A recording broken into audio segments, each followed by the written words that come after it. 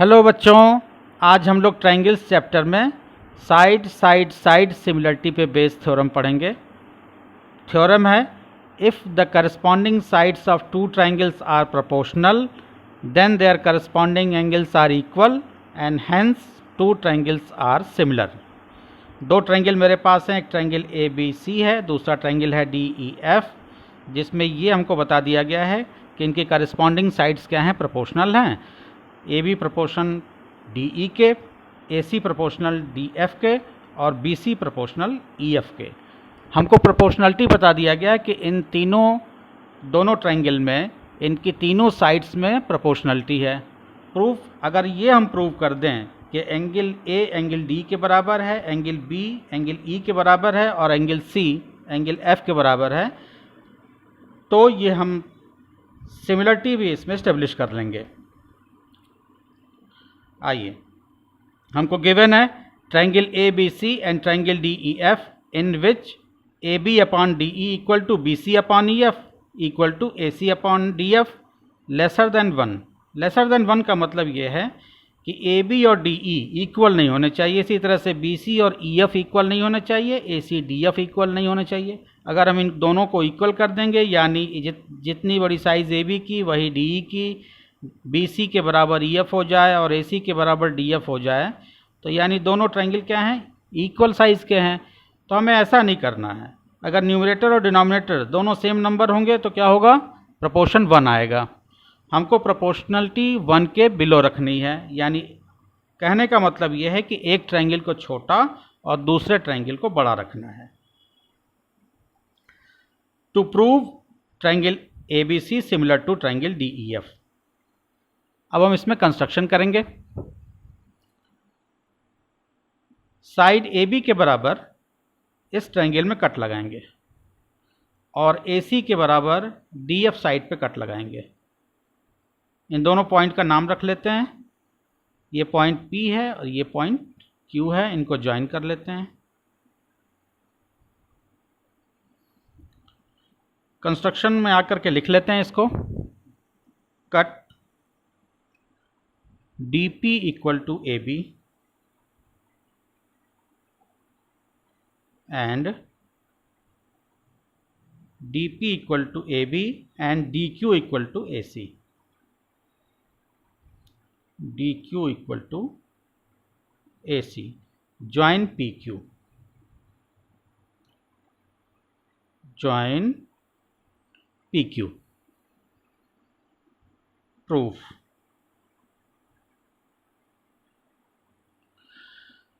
ए B upon D ई,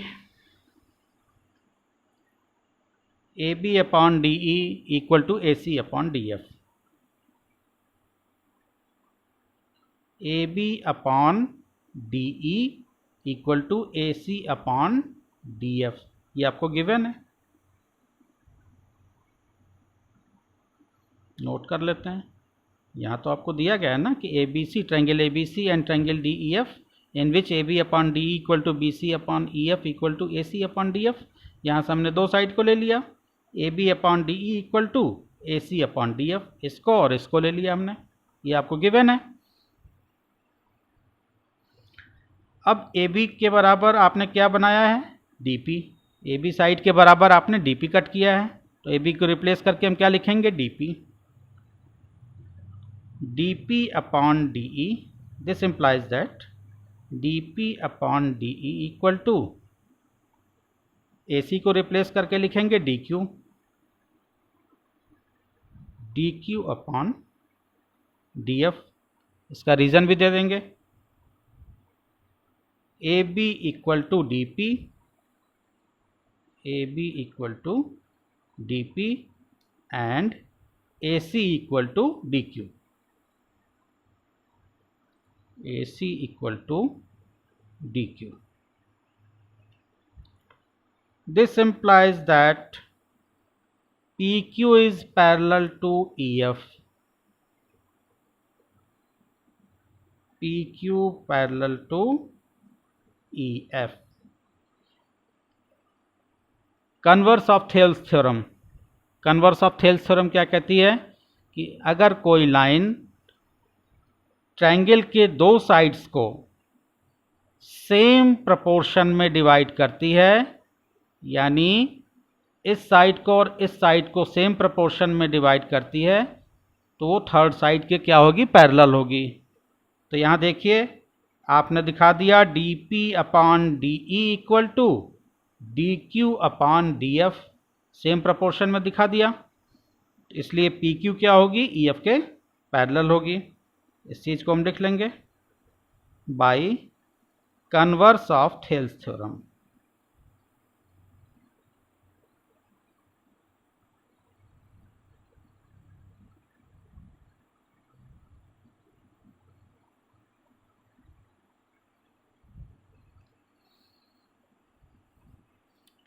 अब P Q parallel E F है तो करस्पॉन्डिंग एंगल क्या होंगे, इक्वल होंगे। अगर दो पैरेलल लाइन को कोई ट्रांसवर्सल कट करती है तो करस्पॉन्डिंग एंगल क्या होते हैं, इक्वल होते हैं। तो P Q parallel E F है तो एंगल पी और एंगल करस्पॉन्डिंग, एंगल पी और एंगल ई करस्पॉन्डिंग एंगल है। इस चीज़ को हम नोट करेंगे, angle P equal to angle E corresponding angles.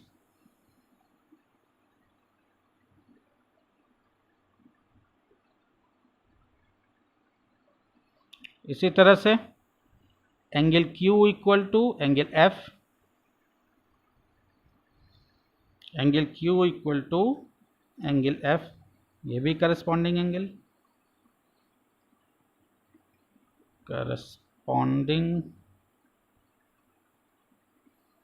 Angles हैं ये दोनों। This implies that triangle DPQ, triangle DPQ, triangle DPQ similar to triangle DEF, similar to triangle DEF, angle similarity।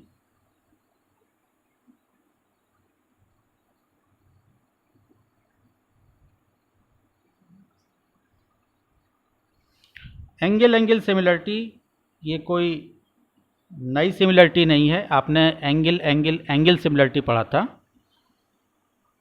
जब किसी थ्योरम से डिराइव करके कोई statement निकाला जाता है तो उसको कोरोलरी कहा जाता है। आप देखिए अगर दो ट्रायंगल आपके पास हैं, ये दो ट्रायंगल मान लीजिए आपके पास हैं, और इनके दो एंगल अगर आपको पता हैं, ये 35 का है और ये 65 का है, इसी तरह से ये 35 का है और ये 65 का है, तो इन दोनों ट्रायंगल में आपको दो एंगल अगर पता हो गए तो तीसरा अपने आप क्या होगा, एंगल सम प्रॉपर्टी से सिमिलर आएगा, सेम आएगा। जैसे इस केस में 65 35 100 हो गया, तो यहाँ भी 80 आएगा, ये वाला एंगल 180, ये दोनों मिलके 100 हो गए, और ट्रायंगल के तीनों एंगल का सम क्या होता है, 180। उसी तरह से यहाँ भी वही केस है, इन दोनों एंगल को मिला के 100 डिग्री हो गया, और यहाँ भी जो एंगल आएगा वो 80 डिग्री का आएगा। तो कहने का मतलब ये है कि अगर आपने, मान लीजिए इसको हम थोड़ी देर के लिए हाइड कर देते हैं, अगर आपको दो ट्रायंगल में दो एंगल अगर मालूम हो गए तो तीसरे को चेक करने की ज़रूरत नहीं है। इसी के बेस पे आप एंगल सिमिलरिटी के बेस पे आप कह सकते हैं कि ये दोनों ट्रायंगल, ये ट्रायंगल और ये ट्रायंगल क्या हैं, सिमिलर हैं। तो आपने पढ़ा था एंगल सिमिलरिटी,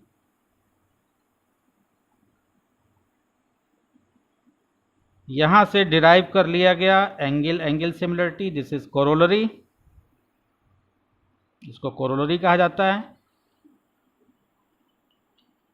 तो आपने DPQ और DEF में सिमिलरिटी प्रूव कर ली, तो इसके करस्पॉन्डिंग साइड्स DPQ के और DEF के करस्पॉन्डिंग साइड्स क्या होंगे, प्रोपोर्शनल होंगे, यानी DP proportional to DE, D Q proportional to D F and P Q proportional to E F.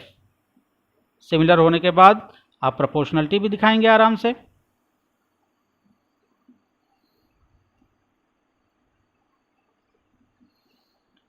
This implies that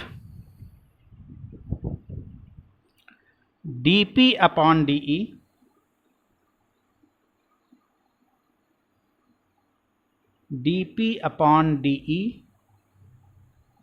equal to pq upon ef। pq और ef में भी proportionality होगी, pq upon ef। यहाँ reason दे दीजिए आप, triangle DPQ similar to triangle DEF। Triangle DEF।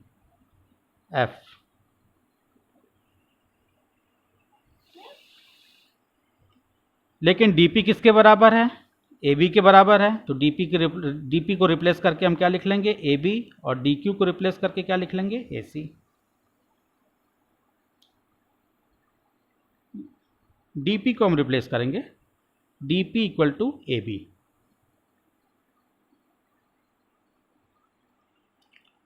AB upon DE,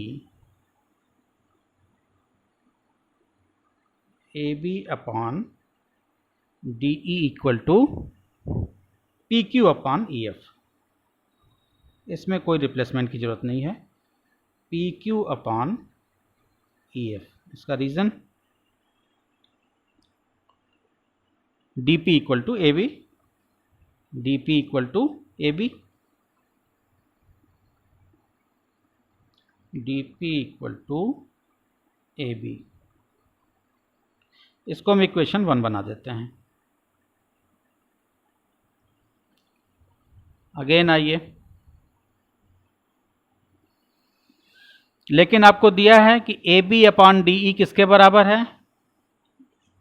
यहाँ देखिए, AB अपॉन DE किसके बराबर है? BC अपॉन EF के बराबर है। AB upon DE equal to BC upon EF। तो आप लिखेंगे but AB upon DE equal to BC upon EF।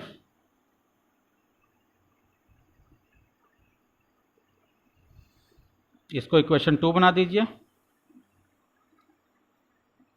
ये आपको गिवन है।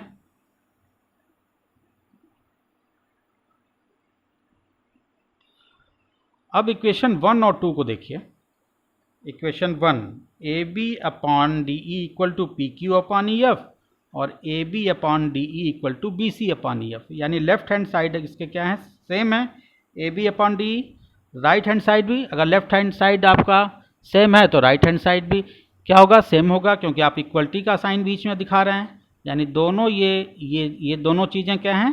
सिमिलर हैं, यानी इक्वल हैं। तो AB अपॉन DE एक बार आप कह रहे हैं कि PQ अपॉन EF के बराबर है, दूसरी बार आप कह रहे हैं AB upon DE BC upon EF के बराबर है। तो इस तरह से आप कह सकते हैं कि PQ अपॉन EF और BC अपॉन EF ये दोनों क्या हैं? आपस में बराबर हैं। This implies that PQ upon EF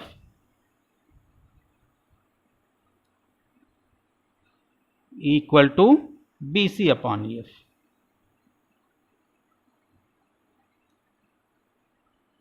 ये कंक्लूजन आपने कहां से निकाला? From equation 1 and 2। Equation 1 and equation 2 से। अब यहां देखिए, PQ upon EF equal to BC upon EF, यानी डिनोमिनेटर देखिए दोनों के सेम है, EF EF।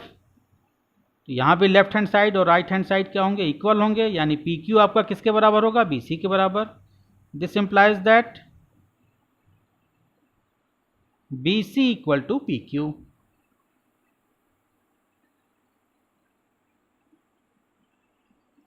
नाउ अब आपने ये दिखा दिया जो BC है, ये जो BC साइड है ये PQ के बराबर है। ये दोनों तो पता था, AB के बराबर आपने DP कंस्ट्रक्ट किया था, AC के बराबर आपने DQ कंस्ट्रक्ट किया था।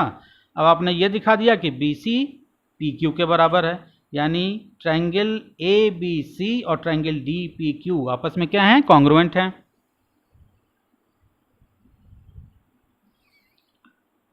Now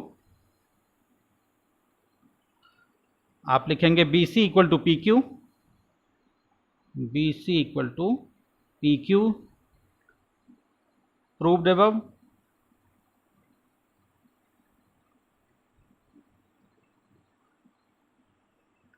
AB equal to DP, AB equal to DP and AC equal to DQ, AB equal to DP and AC equal to DQ, AC equal to DQ, ये दोनों by construction.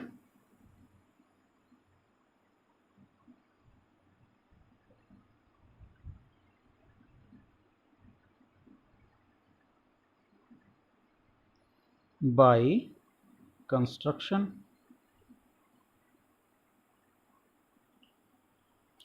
तो ये दोनों triangle क्या हो गए? ABC एंड DPQ कॉन्ग्रुएंट हो गए। This implies that triangle ABC congruent to triangle DPQ। किस क्राइटेरिया से? Side side side, SSS। Hence अब आप लिखेंगे, जब दो ट्रायंगल में आप कॉन्ग्रुएंसी प्रूव कर देते हैं तो इनके करस्पॉन्डिंग एंगल क्या होंगे? इक्वल होंगे, यानी एंगल A एंगल D के बराबर होगा, एंगल B एंगल P के बराबर होगा और एंगल C एंगल Q के बराबर होगा। Hence angle A equal to angle D, angle A equal to angle D, angle B equal to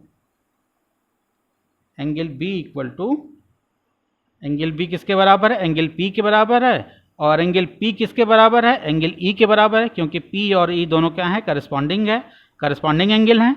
तो हम सीधे लिखते हैं angle B equal to angle E, angle B equal to angle E। उसी तरह से angle C equal to angle Q, और Q किसके बराबर है? एंगल F के बराबर है, क्योंकि ये दोनों करस्पॉन्डिंग एंगल हैं। तो हम सीधे लिखेंगे angle C equal to angle F, angle C equal to angle F। Therefore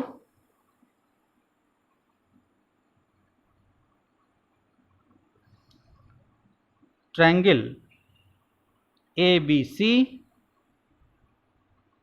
and triangle DEF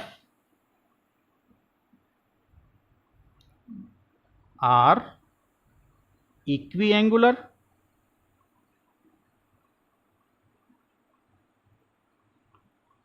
अब आपने दिखा दिया कि ट्रायंगल ABC और DEF इक्विएंगुलर हैं, यानी इनके करस्पॉन्डिंग एंगल क्या है? आपस में बराबर हैं। एंगल A किसके बराबर है? एंगल D के बराबर। एंगल B आपने दिखा दिया एंगल E के बराबर। एंगल C एंगल F के बराबर। ये इक्विएंगुलर हैं, इसलिए ये दोनों ट्रायंगल क्या हैं? आपस में सिमिलर हैं।